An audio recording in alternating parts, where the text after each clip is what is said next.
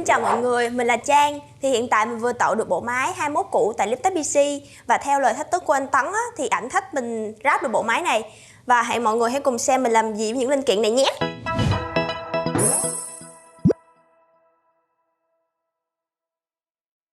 Bộ linh kiện này gồm có main Asus B660 Gaming Wi-Fi D4 đi kèm với CPU i5 13500, tản Ramias Aura GL240, RAM Kingston 16GB, bus 3200, Vega Galax GTX 3060 12GB. Đi kèm với đó là ổ cứng Kingston, nguồn Silverton 700W. Tất cả chúng thì đặt trong cây Ramias Talos E3. Và để bắt đầu thì mình sẽ gắn CPU, RAM và SSD vào main. Đầu tiên mình sẽ mở nắp đậy CPU ra.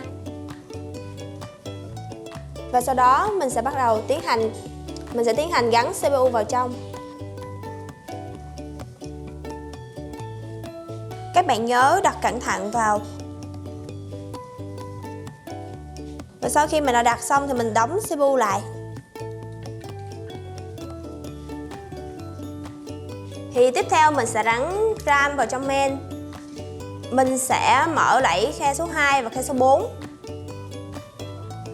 Thì mình sẽ gắn cái phần khe ngàm trong main, nó sẽ tương ứng với cái khe ngàm ở trong RAM luôn.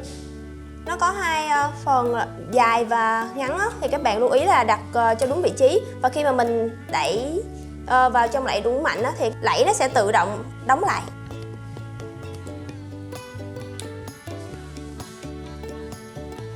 Vậy là xong. Thì tiếp theo mình sẽ gắn SSD vào trong main. Khe trong main thì sẽ tương ứng với khe trong M2 của mình. Thì các bạn đặt cẩn thận và theo đúng cái vị trí của nó. Mình đẩy xuống và mình vặn lại cho nó cứng là được. Mọi người hãy lưu ý là lột lớp keo ra để mà SSD mình có thể tản nhiệt tốt hơn nha.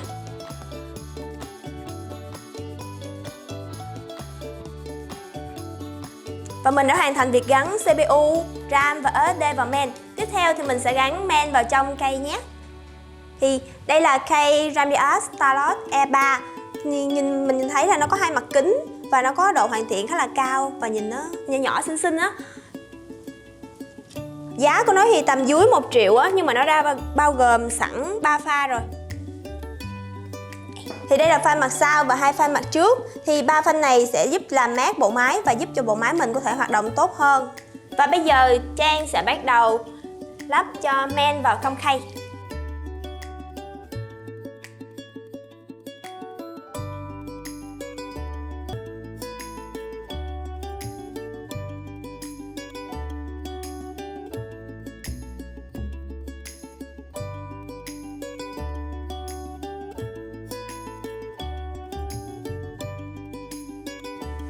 Và mình đã cắm xong một số dây nè mọi người. Tiếp theo là tới nguồn. Đây là nguồn Silverstone 700W. Nguồn này có một phần quan trọng là mình phải custom dây trước khi mà mình gáp nó vào trong bộ máy. Và đây là phần nhân vật chính nè mọi người.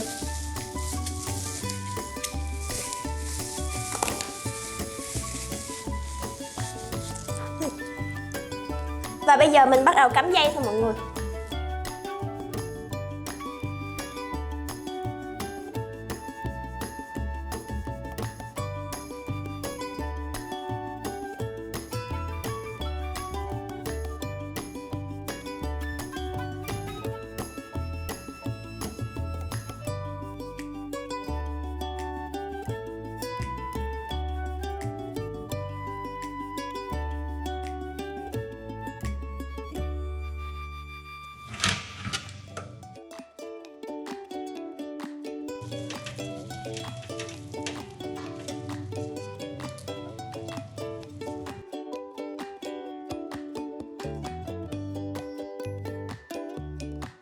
Thì Trang đã ráp xong nguồn và main vào trong khay rồi nè. Thì đó anh quay phim đó. Thì hiện tại mình sẽ gáp Vega hay là gáp tản trước?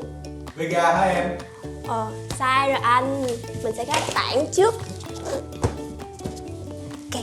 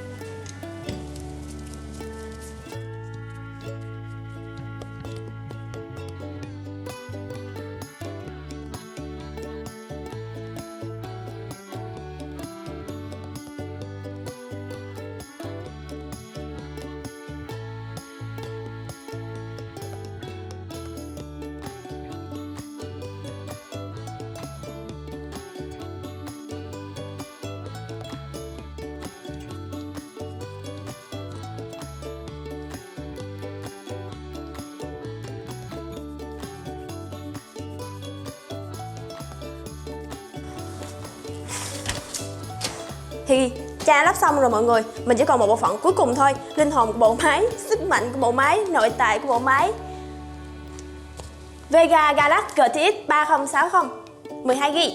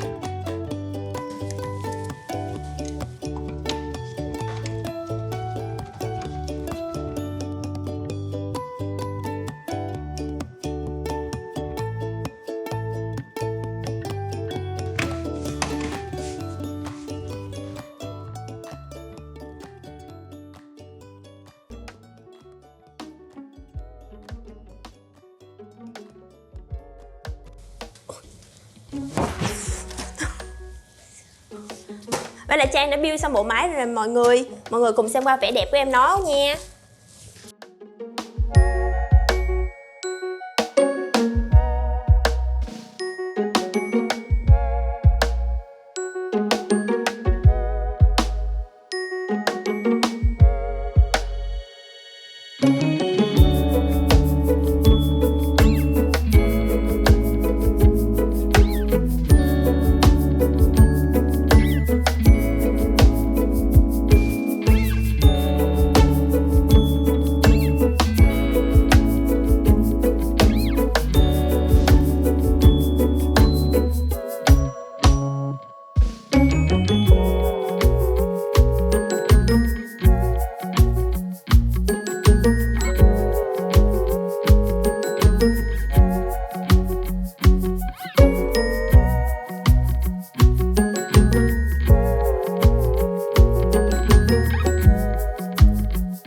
Mọi người thấy tác phẩm của Trang thế nào? Để lại comment cho Trang biết nhé.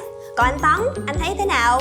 Nhớ comment cho em biết nha. Thì hiện tại ở Laptop PC có rất nhiều ưu đãi đó. Có thể là chuột gaming, lót chuột nè.